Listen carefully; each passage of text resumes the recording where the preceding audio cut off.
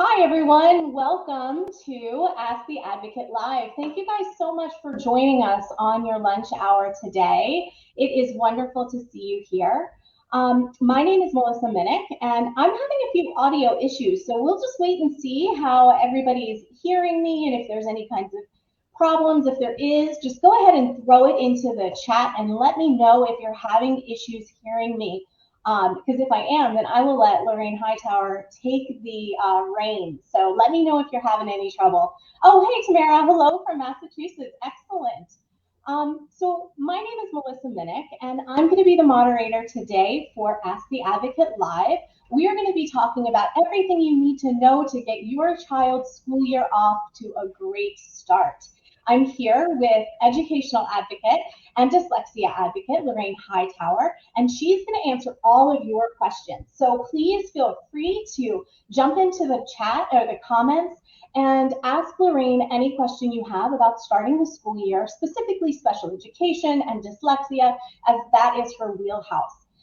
So she's happy to answer all your questions. And we have a few from those of you who are watching on the replay. I'm sure that you guys will be happy to hear people's questions as well that sent them in to us earlier. So I have a few questions to read, but we'd love to hear from you today as well.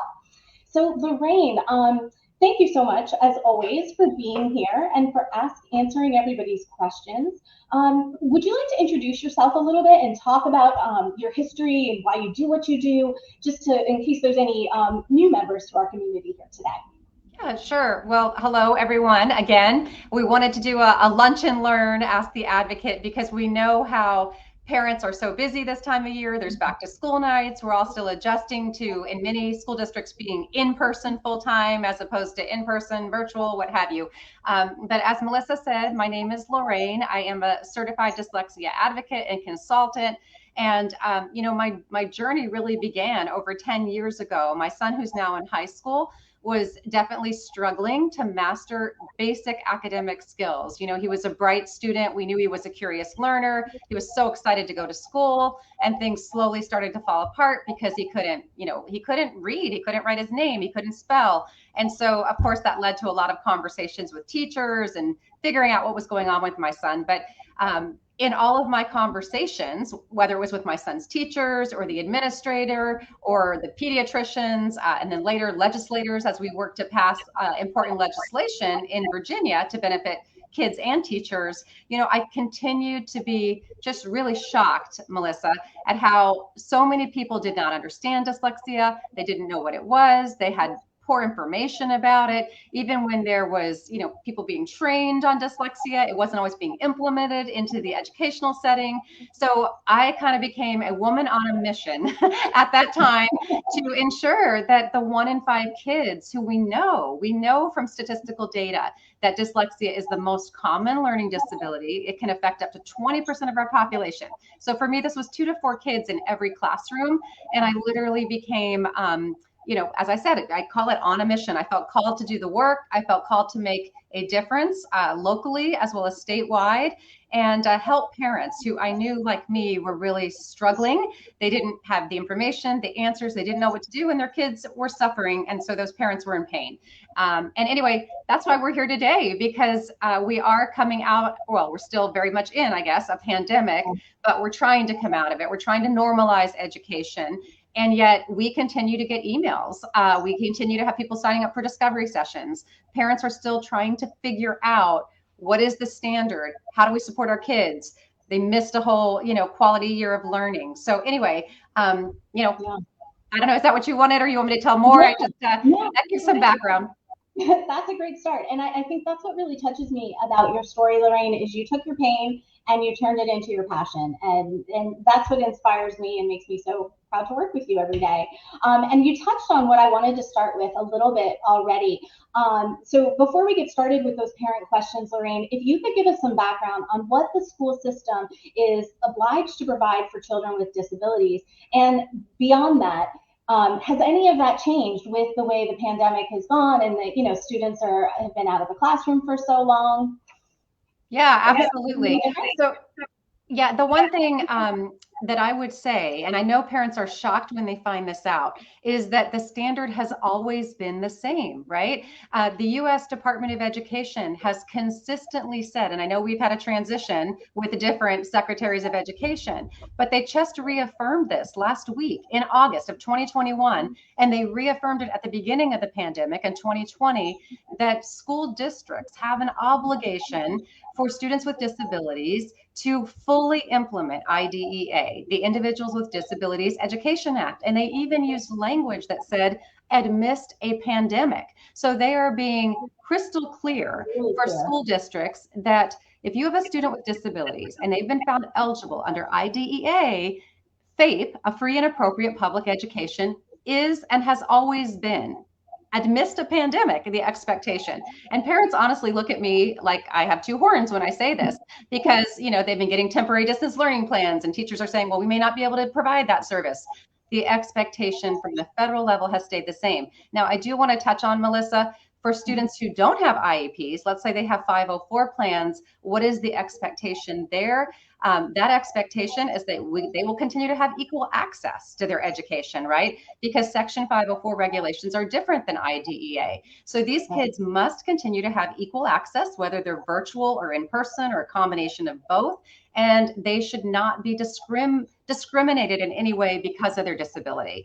So of course those two concerns are also folded into IDEA regulations, but they are very different. So I just want to say the federal guidance is very specific to IDEA. And then of course, from a civil rights concern, students who have 504, yes, no discrimination and equal access. So I hope that's helpful. Absolutely. I appreciate you clarifying that, because we want to make sure that parents understand that no bars have been lowered, right? I mean, and I think that that's unfortunately, like you were mentioning, some of the messaging that they might be getting from the school team. And so those of you who are here with us today, please feel free to jump in and comment and share your questions with us and let us know, is what we're saying, what you're hearing in your school team. We want this hour to be as interactive as possible. So I did just get a question that popped up, and I'd like to read that to you, Lorraine. It says, Melissa, I just want to say I'm having a really hard time hearing you. I don't know about everybody else. For those of you that are with us live, can you hear our audio okay? Yeah, if you guys could comment in the box. Ooh, I see another question popped up. They could just type a 1 maybe if they can hear us. Type a 1 if our audio is okay. Thank you. Okay, maybe Lorraine, what you could do is if you could read Tamara's question. Oh, it says with interruptions. Okay. Okay. Okay, great, excellent. Then we'll continue. Thank you for your help with that, guys. So then we'll just keep on keeping on here. So Tamara has a question for us. She says, my son is diagnosed with SLD in reading, writing, and math, and is struggling more with dyscalculia. I always have trouble saying that one, than with dyslexia. How can I advocate for my child to get the right IEP accommodations for his academic struggles, and also make sure the staff uses them? So that's a two-pronged question there. Then she asks, how can my child start advocating in the class to have the accommodations used? Thank you. All right, and I apologize if I'm looking off to the right, because I'm having a hard time hearing Melissa, so I'm looking, Tamara, at your specific question. And I just want to acknowledge, yes, that it is challenging to advocate for all kids right now. So you have a child who has dyscalculia, which is a math disability, right? It does fall under specific learning disabilities. Obviously, struggling, you say my son is diagnosed in reading, writing, and math, is struggling more with the dyscalculia than the dyslexia. So your child has both, and you want to know how to advocate for the right IEP accommodations. Again, this is really, it all comes back to present levels of performance. So when I hear he's really struggling, that's us as parents, using our emotions to say, my kid is really struggling, please help them. And I have done this for my own son, right? But what schools are looking for is, what is that struggle specifically? So where does the struggle show up? Is it in he's failing his math SOLs. He can't actually do grade level math content. He can't memorize math facts, right? He doesn't understand the math vocabulary. So he can't read the math question to understand how to set up the order of the operations and effectively solve the problem. what I would say, and again, I'm going to bump up here just to look at the beginning of her question, how do I advocate for my child to get the right IEP accommodations? Well, I would say if you don't have the data that you need in the areas of whether it's reading, writing, spelling, or math, that's the first request is you're going to go to the team and be like, I know my child's struggling. I see it as a parent. And I would ask them to give you baseline data on how your son is performing in the areas that you are concerned in, because schools are going to look for data to justify, and rightly so, because we don't just want to be throwing more services or more accommodations than a child needs. That doesn't benefit them, but they're going to be looking for where are the specific challenges. So in the area of math, does your son struggle with math vocabulary because he can't decode certain words? Maybe he needs to be pre-taught math vocabulary, right? Maybe he needs to be read his math test orally and respond orally. Maybe he would benefit from a assistive technology program for math, like Mod Math or Equasio. Again, it always, as I say to folks, it always starts with the data, and your son is back in school and I hear the struggle, but we need to figure out what does that struggle look like? And with that data that clearly shows where he's struggling, you can be asking for additional services, accommodations that you believe he needs to be successful. So did I answer all of it, Melissa? Oh, and then how does my child start advocating in the class? Well, it's funny you say that, Tamara, because my son is in high school. He's a junior. And just this morning, he said to me, Mom, I need a copy of my IEP. I'm like, the whole IEP? He's like, I really just want that page that says that I don't have to copy notes and that I have this. So I'm like, okay, yeah, here you go, your accommodation page. And it does start when our kids are young. I don't know how old your child is, but we want to encourage them. When a teacher asks them, let's just say your son is really young and they ask him to do, a math worksheet. And he knows from prior experience or from you telling him, he's supposed to have a multiplication chart or maybe a calculator. We want to give our kids permission to advocate for what they need and to say, I think that I'm supposed to have that chart that helps me with my math facts because I have dyslexia and dyscalculia at whatever level they're comfortable advocating. Really small kids may not be there yet. And you can just, follow up with the teacher. Hey, my son said the test was really hard. Just double checking. Did he have his multiplication chart? Did he have his calculator? Right? You might have to jump in and do a little more of that advocating for him. But we want to tell our kids, you have these accommodations, not because you're not as smart as everyone else, but because this is how you need to show what you know. And it's okay. Your teacher has the paper that gives you permission to ask for these things when you're in that moment in class. So I hope that's helpful.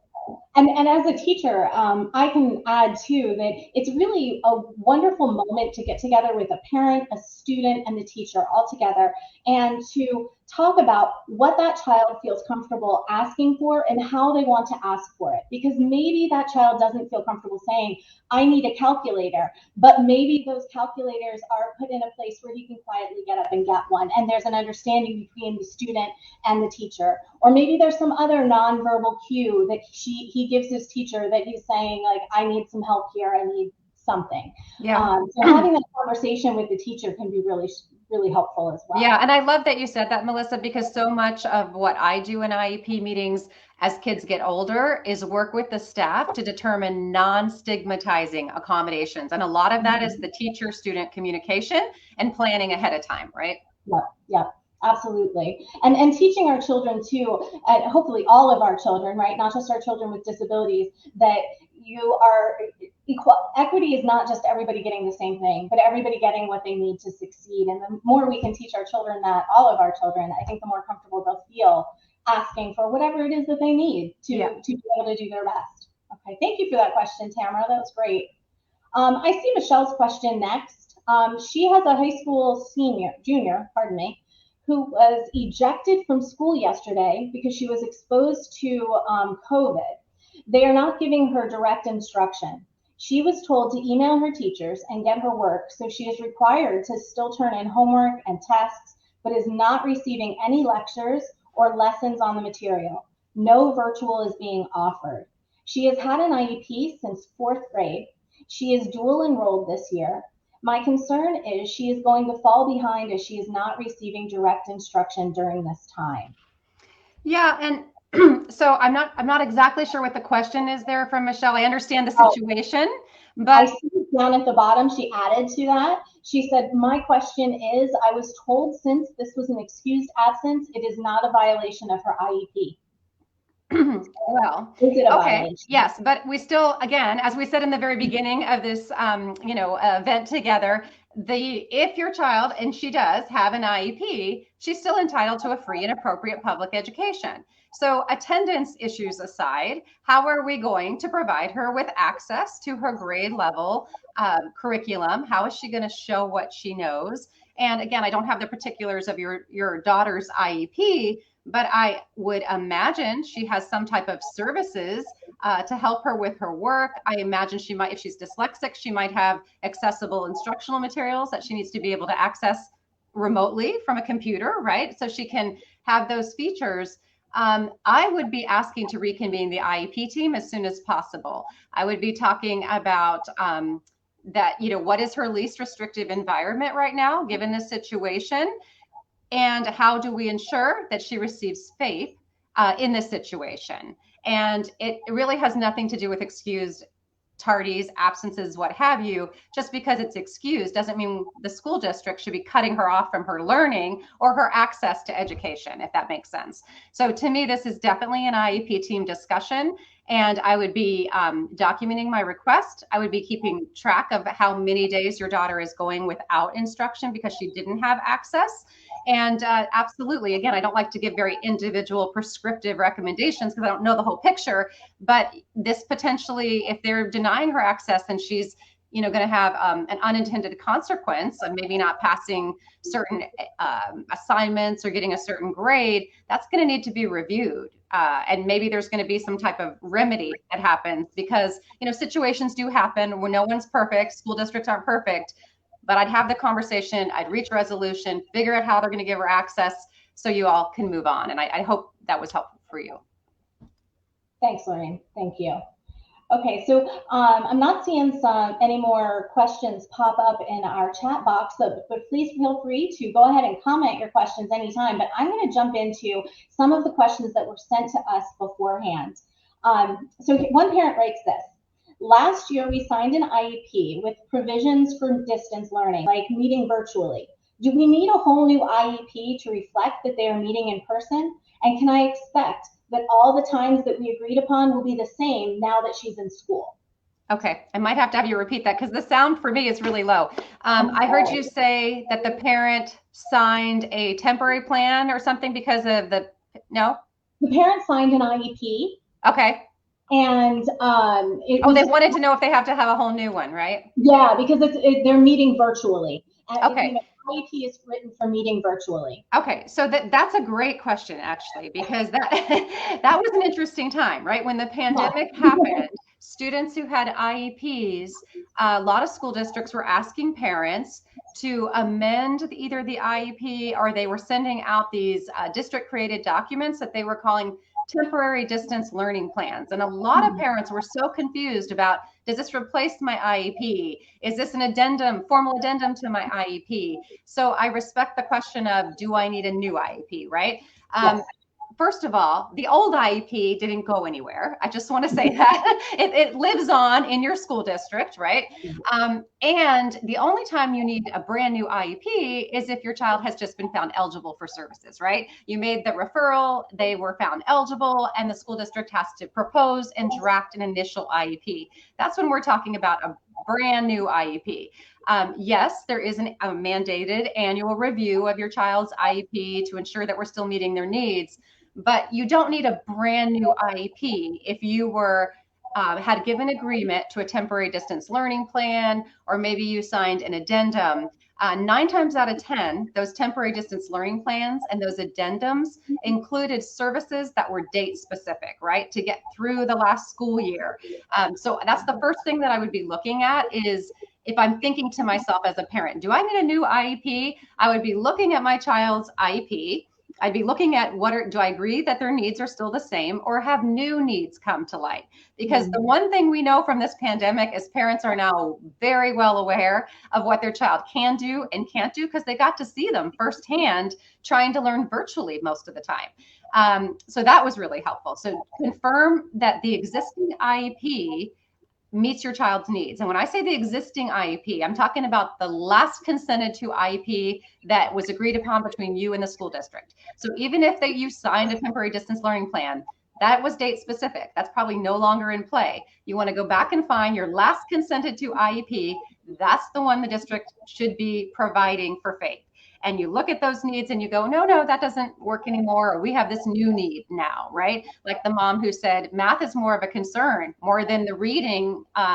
Maybe that need has changed for your child. Then you're going to look at the services. Do the services make sense for your child based upon what setting they're in now? One of the things that I found very troubling as an advocate this last year is that a lot of school districts tried to propose different levels of services for virtual learning environments and in-person learning environments. And what I have shared with parents is, if your child's needs are clearly outlined, it doesn't matter what learning environment they're in, their needs are their needs. So why would we cut our services in half when they're home and then bump those services up double when they're in person? The needs haven't changed. So the services, in my opinion, should be consistent across all academic settings. So you're going to want to look at the needs. You're going to want to look at the services. Do they make sense? Do they allow your child to receive a free and appropriate education? If you don't feel they do, that's the place you're going to be advocating from. And it's going to, it's, as we said to the other mom, you're going to have to start with requesting baseline data because we're in a brand new school year. And so a lot of the questions Melissa and I are fielding are on academic loss for kids with disabilities. Excuse me. So did I answer all of that, Melissa, or did I leave out part? No, I think you did. You did a great job. Thank you. Okay, so we have a couple more questions popping up. One parent asks, I have a student entering high school. What is the best way to approach the staff about accessible materials? He has an IEP for dyslexia and dysgraphia. She has a student entering high school. I just want to make sure I heard you. What is the best way to approach the staff about accessible instructional materials? For this purpose, I'm going to assume that this child has an IEP and that they've already been found eligible to receive accessible instructional materials, right? And for those of you that are watching that are like, what is accessible instructional materials? For kids who can't decode and can't read fluently to comprehend the information, accessible instructional materials is everything that a dyslexic child receives. They need to be able to have an audio component that goes along with it. So there's like PDF readers, there's audio books, there's, highlighting natural reader, having things read to you. So I understand your hesitancy. And I think that a lot of the times parents are hesitating to approach school staff because they feel like, these teachers are very hardworking. They're adjusting to being back in the building. They're trying to meet the needs of all kids. And sometimes we don't want to feel like that mom, like, hey, I've got my child, they have this special need. I need you, teacher, to make sure you make everything accessible for them. Unfortunately, the harsh reality is that is what has to happen, right? That is what has to happen. That's part of your child receiving FAPE. I would say a more collaborative way to go about it is to, share the expectation with the teacher, but let the teacher know that in just about every school district, I would say all the school districts that I've worked in, there are assistive technology specialists, right? So it is not expected that the teacher create these documents that are readable. I'm going to just call them, I don't even know if that's a word, readable or accessible, right? Because they have the read aloud content.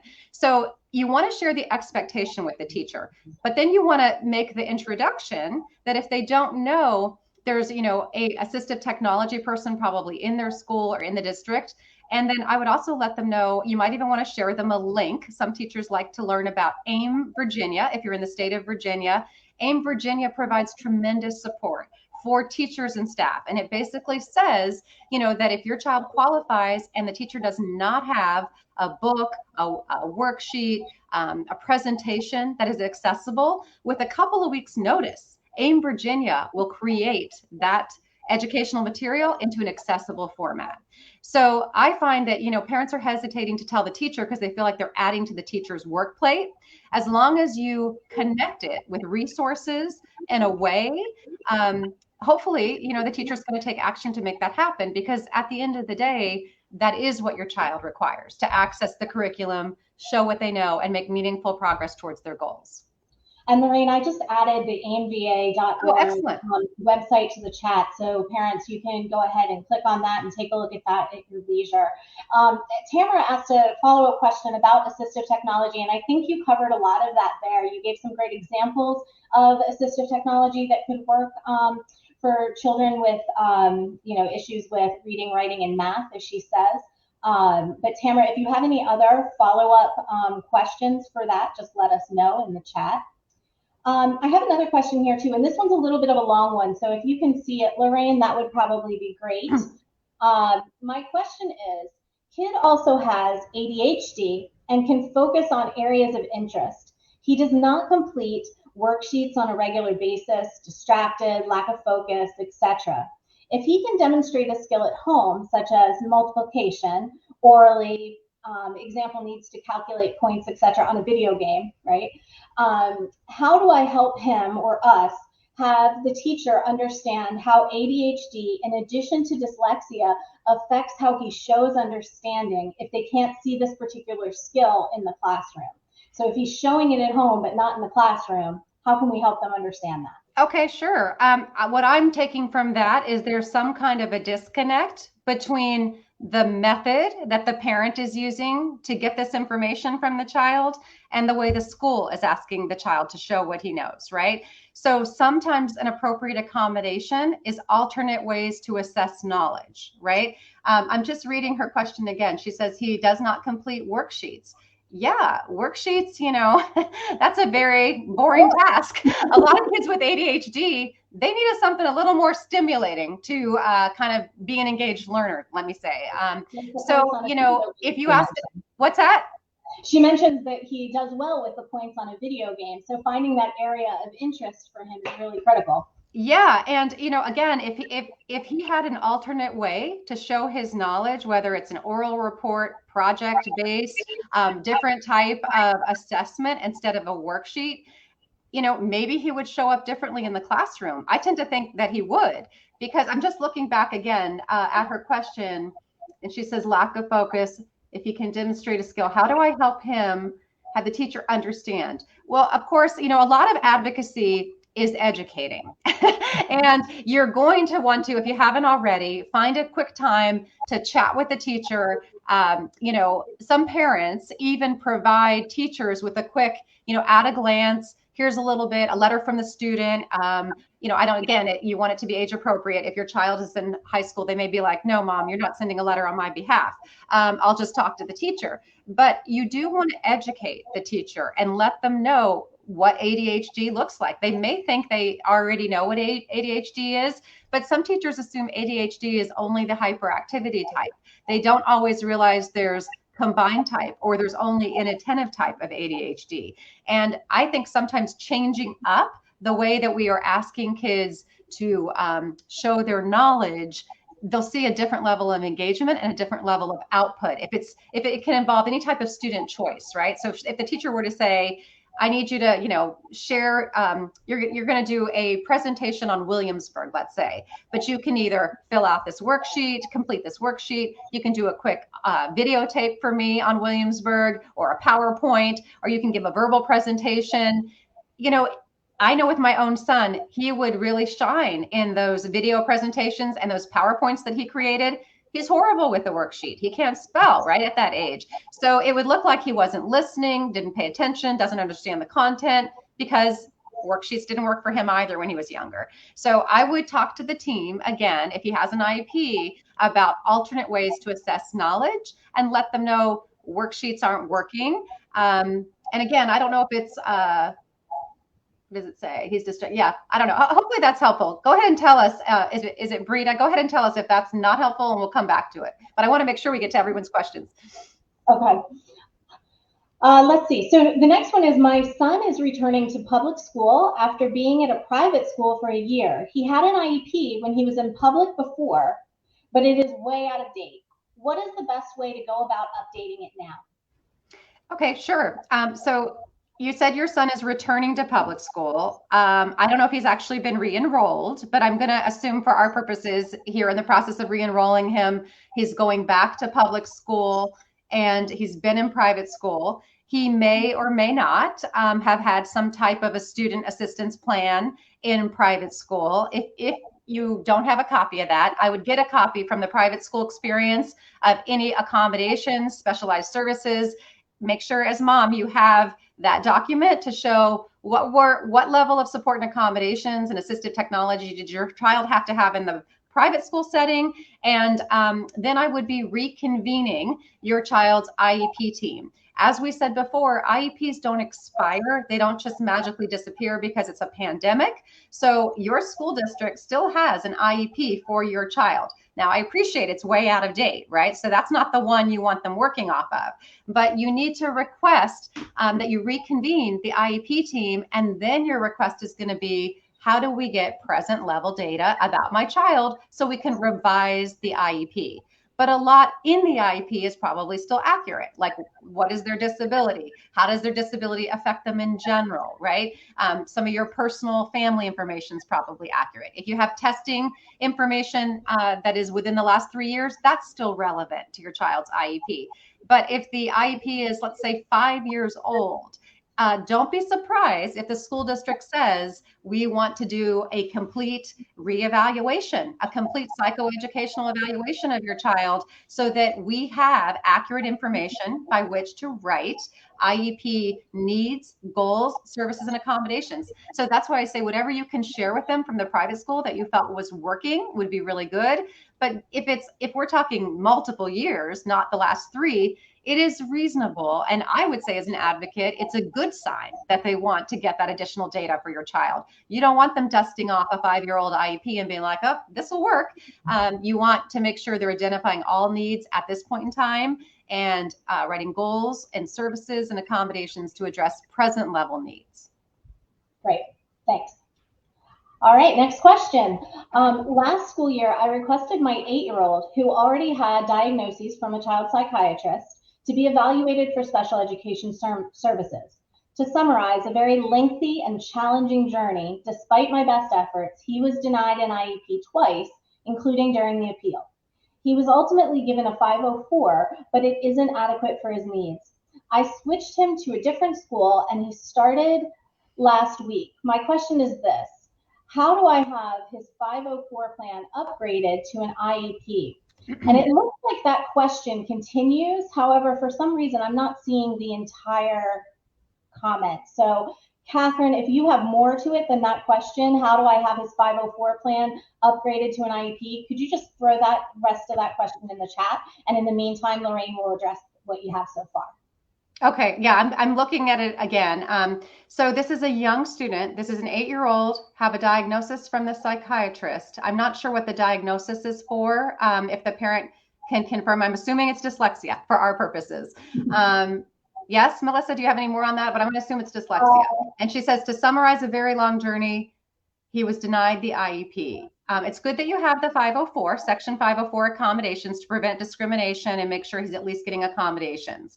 But I appreciate that you don't feel it's adequate for his needs. So when we're talking about eligibility, right, under IDEA, Individuals with Disabilities Education Act, and we're trying to get an IEP because that's what we believe our child needs, right? Again, an IEP provides some type of remediation along with the accommodations and the assistive technology. 9 times out of 10, the reason that he wasn't found eligible is because the eligibility team, while they may acknowledge that you have a diagnosis from a private doctor, and they may even see the connection to a processing disorder from a private doctor, where things get really hard for parents is talking about what is the adverse impact that results from this diagnosis. And so if the team, for any reason, is like, yes, we see the diagnosis, we see the processing disorder, but they don't see the adverse impact, then they will not agree that your child needs an IEP or any type of specialized instruction. I see this every day for kids that I advocate for who are twice exceptional. And when I say twice exceptional, that means they have a disability, but they have a lot of abilities. They even have, they're gifted, but they have significant disabilities. So they kind of fool eligibility teams, they fool teachers, they even fool their parents for a while, because they're able to kind of, compensate and not show that adverse impact.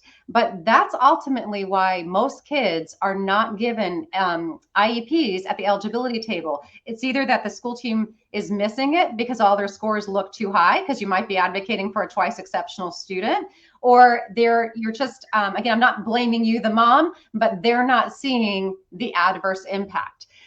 Keep in mind, though, that good grades are not a requirement to be found eligible. A lot of parents think your child has to be failing, and that's not the case. But somehow you've got to be able to get your data together. We always say, get your ducks in a row. That's what Melissa says. They got to get their ducks in a row to be able to show this is the adverse impact. This is why it's a problem. This is why my child can't do what is grade level expected or what their peers are doing.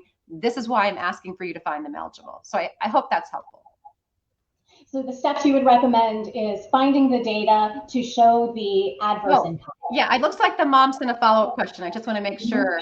She says he has 4 IDEA recognized disabilities. Okay, I see that. How do I have the 504 plan upgraded to an IEP? Because all medical professionals apparently have agreed with this mom that that needs to happen. What steps does she need to take to work towards this goal? Well, first of all, you need to re-refer your child for consideration of eligibility under IDEA, because there really is no upgrading a 504. A 504 is a 504. That's as good as it gets. You need to re-refer for consideration of eligibility under IDEA. And then you're going to, unfortunately or fortunately, with whatever data you have and the support of your outside professionals, I would focus on showing what the adverse impact is. Why does the child need specialized services and remediation? That's, I think, your challenge at hand. Okay, great, thank you. So again, back to the high school student that we talked about earlier, we hear that honors classes aren't co-taught. If the child needs assistance but can't take honors classes because of the stipulation by the school system, what can we do? Well, first of all, I'm kind of hung up on the on the part about honors classes aren't co-taught, right? Because as we were saying earlier, it's really not appropriate to deny access to a certain level of curriculum to a student who has disabilities. So I'm already having a challenge with the fact that a school team is telling a parent honors classes aren't co-taught, right? Because somehow that school team should have a way, to provide for the parents' consideration and the students' consideration. How would they give that child access to an advanced curriculum if the child has the cognitive ability to do that curriculum? This is a civil right concern that we're talking about right here. Just because you may not have the staff to co-teach an honors class doesn't give the school district permission to say, I'm sorry, your child doesn't get to access that honors class, because this is a form of discrimination. This is why, things like the Office of Civil Rights exist to protect people with disabilities. And whether it's ADHD, dyslexia, emotional disability, we need to have access. So that would be my first concern, is your child should have access. But let's just say you're working collaboratively with the team and you're like, okay, I get it. They're not going to have access. I think that if they're in a general education class where they have the ability to do more, now you're talking with, or maybe they're in a academic support class with a special education teacher and a general education teacher if they can't be in the honors class. I would be talking with those teachers about how are you going to differentiate the instruction then? Because my child can do more. And keep in mind, for everybody who's listening here, there's a strength section in the IEP as well, right? When we talk about needs, we first talk about the strengths of the student. And an IEP is designed to meet, the whole child, to support the whole child. So how are we supporting their strengths? By denying them access to an honors curriculum, right? So it's either going to have to be that we give them access to the honors curriculum, and maybe they're not in that classroom, but maybe we're differentiating the instruction in their team taught or their academic support class. But I totally agree with the parent that this is not appropriate. This is not in the spirit of, Section 504, Americans with Disabilities Act, or IDEA, which says, we should be meeting all of the child's needs. And you're describing kind of like a twice exceptional kid. Just because they need help remediating their decoding, if they're in the 99th percentile, we're going to deny them the opportunity to show what they know. Something about that doesn't feel like a free and appropriate public education to me. Exactly. So you think her first step is then going right to her special education team, her child's team? Yeah, absolutely. I'm not sure. It sounds like that child has an IEP. So yeah. I would be talking about how do we get access to the honors curriculum? I appreciate that it's not, what did she say, co-taught. So what are other ways? How can we creatively as a team make this curriculum available to my child, right?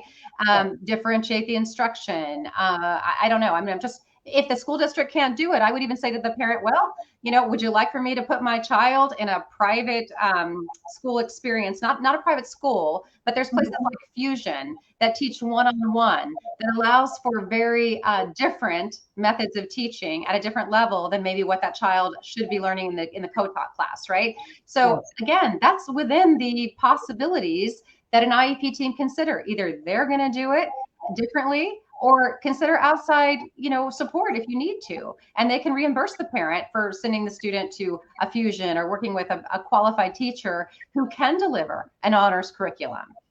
I mean, it's just not acceptable to say no when you're meeting the needs of a student with disabilities. If it's a reasonable request, I think that parent has a reasonable request. Yeah, absolutely. Thank you. Okay, here's another parent question. It says, I saw the school is going to be doing across the board testing to figure out where every kid is. So not just kids with IEPs. Should my special education be a part of this testing, and can I opt them out? Okay, so can you give that to me? And there were like 3 questions. The first one is they're going to do, yes. So the Virginia Department of Education, let me start here, Melissa. If you're in Virginia, the Virginia Department of Education has created what they're calling growth assessments, right? They are assessing all students in Virginia. They're asking school districts to assess, I think it's by the 2nd week of October, in the areas of reading and math. They want to know how much learning loss has occurred for these kids and what is their present level. We're talking all general education students. What is their present level, so that they can use that information to set future benchmarks about what's reasonable to cover in this academic school year. Okay, now give me question number 2. Okay. Should my special education student be a part of it, or can I opt them out?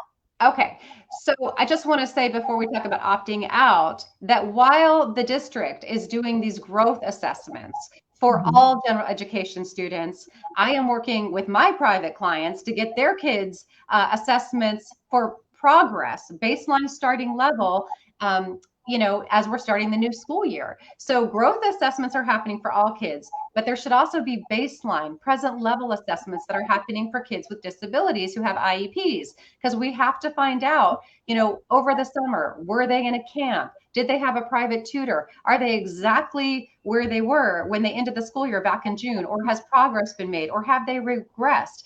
So that we have to do baselines, unfortunately, for all kids, right? The kids who were affected in gen ed by the pandemic, as well as our kids with disabilities. Now, when we're talking about opting out, we actually did, I think, a helpful blog that a lot of parents liked, because we presented both sides of the decision-making around opting kids out of assessments. My first response is yes, of course. As a parent, if you believe this assessment is going to, cause harm to your child, you absolutely should explore with your administration, how do I opt my child out of this? But first, I would be asking the parent, why do you want to opt them out, right? Because this is a data point that could potentially be very helpful for you in your advocacy.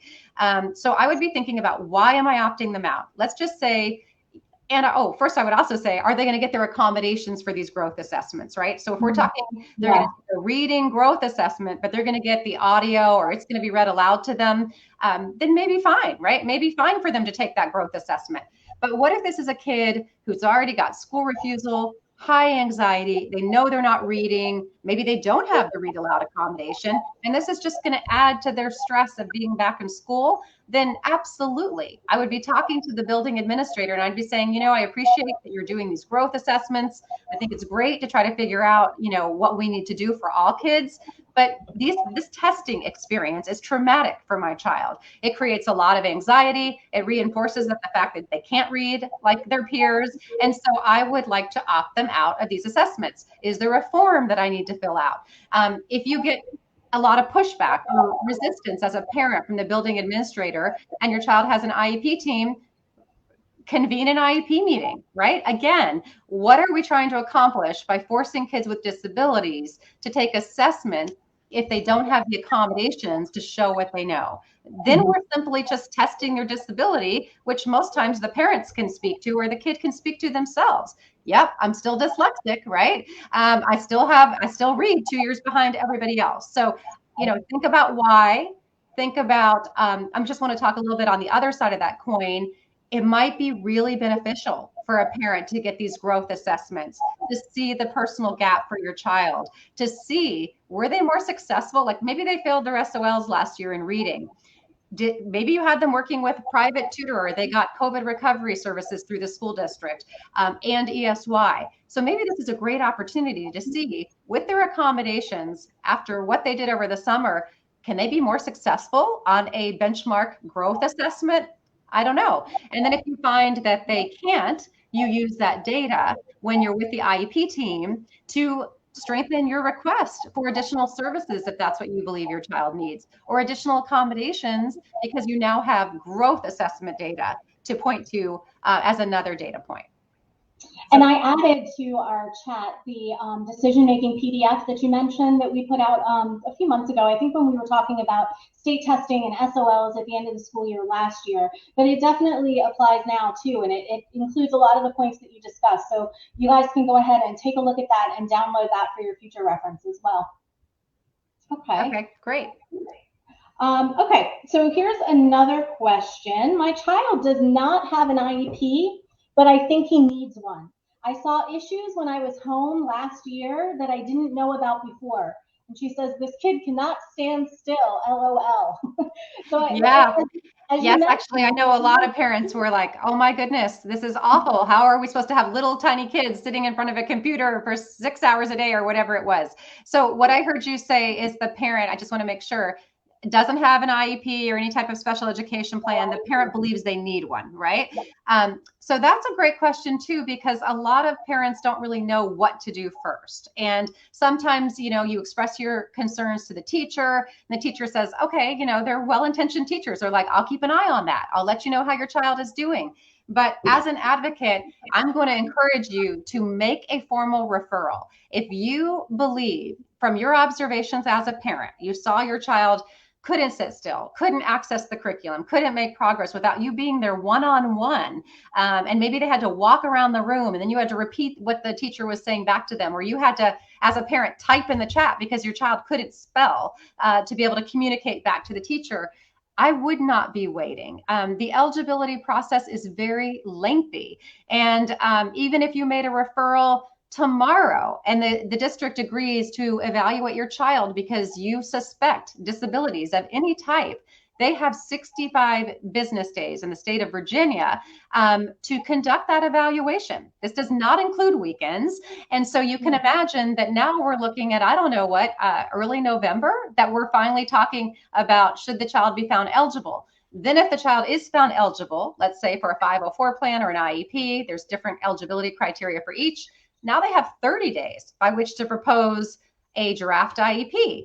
So this is a very timely process. And I think that it's perfectly fine to express concerns to the teacher. And if the teacher says, I'll keep an eye on it, say, yes, absolutely. I'm very accessible via email or phone. Let me know if you see anything that I should be aware of based on my concerns. But just so you know, I'm also going to make a formal referral because I respect that process is a lengthy one. And we really want to get ahead of supporting our child in whatever way they need. And because what is the worst case scenario? The worst case scenario is the parent makes the referral, they do the evaluation, maybe you're pleasantly surprised. Your child doesn't have a disability. I've only had that happen one time in all of the years that I've been working as an advocate. And I said to the mom, let's pop the champagne. I mean, she was kind of like, oh, he doesn't get an IEP. I said, this is the best outcome you could possibly have. I know hundreds of moms that would be like, lucky you. So, you know, I say make the referral, get the evaluation, get the information, get the data you need to advocate for your child so that they can have the supports and services they need to be successful. Yep. Great, Lorraine. Thank you. Okay, we have one more question here from people who submitted it before, but it's also like your last chance here because we have about 8 minutes left before we have to sign off. So if you guys have a comment out there, please go ahead and put it into the chat. Well, Melissa, before we take that question, I don't mean to interrupt you, but you know, we took a couple months off of doing these Ask the Advocates, and of course, then we picked this time, lunchtime, before folks jump off, because I do respect that their lunch may be over. It would be great if you just give us some feedback and let us know, was this helpful for you? Do you want us to keep doing this?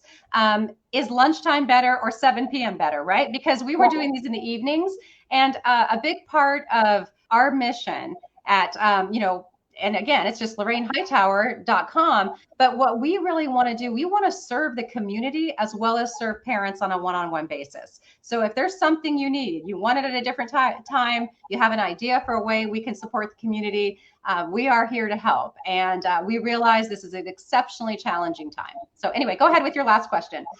Okay, great. Lunchtime, we already on lunchtime 1-7. We'll take a look and we'll see which one ends up getting the most votes. But thank you for that. That's very helpful to get your input on that. So this last question is, my daughter is having a hard time adjusting to in-person school. She's crying and doesn't want to go. How long do I wait to see if it gets better? I think this just, it speaks, it's the same answer that you gave last time, right? Where we don't wait. Yeah, we don't wait. But what I heard you say from the school. Yeah, but you know, so I heard you say, Melissa, correct me if I'm wrong, the child is crying, doesn't want to go to school, right? It's a school refusal type situation. Is that right? Yeah. So I actually lived this with my own child many, many years ago. He used to complain all the time that he couldn't go to school because he couldn't tie his shoes. But that was really not the issue. And so that's what I want to offer to the parent who asked that question. Again, is it the behavior? Is he really, you know, does he have like oppositional defiance disorder, which is its own disability, right? Is that the issue that's going on? But what I find in advocating with parents is that the behavior is the first symptom of something that's not right in the school environment. Maybe it is a social concern, right? Maybe they feel like they're not being accepted. They don't have any friends. They're just afraid, separation anxiety, to be afraid from you if they're a really little kid.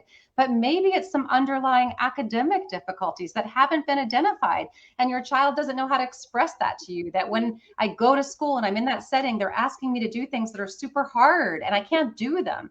So I would explore why the behavior is happening with the school. And if it's, in your opinion, from what you find out, more of a social situation or social concerns, your child's having a tough time transitioning back because the school's so big, there's so many kids, they're out of their safety net with you as mom. You know, there's a lot of things the school can do that doesn't mean you need it as a child with disabilities, but just to help with the transition, whether it's, working with having check-ins with the counselor, being part of a friendship group.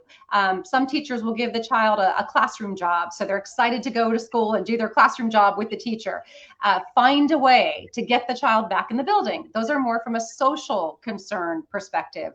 But what if it is that your child says, I can't, I always say, what is the child saying when they say they can't go? Why, when you say, well, why, I understand you don't want to go to school. What is it that's so hard for you? And if they somehow come out with, I don't know, I just can't do it. I just can't do it, right? They're talking about the academic expectations that they can't do. So that's where, as Melissa said, I would be talking to the school team and saying, we are seeing a lot of symptoms that, like, school refusal, outburst, tantrums with homework, whatever it is you're seeing as a parent, we believe there's some underlying disabilities that could be impacting our child. And that's why they are no longer wanting to or willing to come to school. And I would be making that referral because you're now a parent who suspects disabilities. I would be asking for an evaluation. And then based upon that evaluation, I would be considering eligibility. Yeah. Thank you. So, Lorraine, you mentioned that our mission is to help parents one-on-one, but to also try to reach more people in the community. And one of the things that we've been working on for a while is a webinar that we're going to put out this Wednesday. It's called Transforming Your Child's Education. And what we're going to talk about, Lorraine is going to share her personal framework. What is the system that she uses for creating an educational plan to help a dyslexic child? Lorraine, do you want to talk a little bit more about that? Yeah, I'm happy to. I mean, you know, again, I love what I do. I feel so honored to help kids get their needs met because I get the opportunity to see what it looks like on the other side, right? I live that with my own son. I see it with private clients. At the same time, you know, it really took this pandemic for me to see how uncomfortable and afraid and scared parents were. I had everybody I'd ever talked to, it felt like, calling me and saying, do I sign a distance learning plan? What's the consequence of signing this? I mean, it was more than Melissa and I could handle. And I said, you know, we've got to find another way to impact more people because we can only help so many people in a high level advocacy situation one-on-one.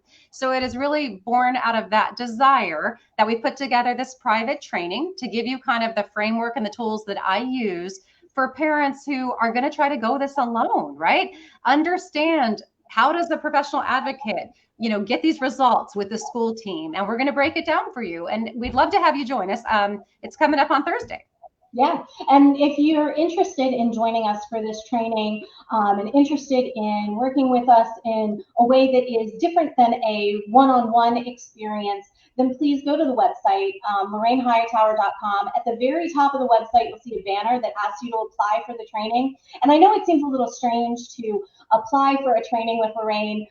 The only reason we're doing that is because this is really focused on people with children that have dyslexia and people who are ready to create a plan. So that's what we're just going to ask you 4 quick questions just to make sure that that we can help you, you know, and that this training is going to be right for you. Yeah, and Melissa, I would just add, if there's anybody watching who wants to have a one-on-one conversation with me about your child and your individual needs, because there's a lot of parents that don't have the time or the inclination to join another training, and we do get that. We still do offer complimentary discovery sessions. So if you can't join our training, of course, as Melissa said, we'd love to have you. I think it's going to be great, and I think it's going to give you more to think about as you work to give your child what they need. But we still do offer the complimentary discovery sessions as well. And let me add that our training on Thursday is complimentary as well. Yes, so, of course. Yeah, there's a small application, but no fee at all. So you can find both of those links to apply for the training that we were talking about and to book your complimentary discovery call at lorrainehightower.com. But thank you guys. This has been so fun for me. I don't know. I get so invigorated when I get to connect with the community and people maybe I've met you before, maybe I haven't, but oftentimes I know there's some way we're linked as part of the dyslexia community. So thank you guys for joining us for lunch. This was just a real lift in my day, and I hope you guys got some benefit from this discussion. And thank you, Melissa, for coordinating it all. Always my pleasure. Thank you, everybody. Have a wonderful rest of your day, and thank you for joining us for lunch. Goodbye.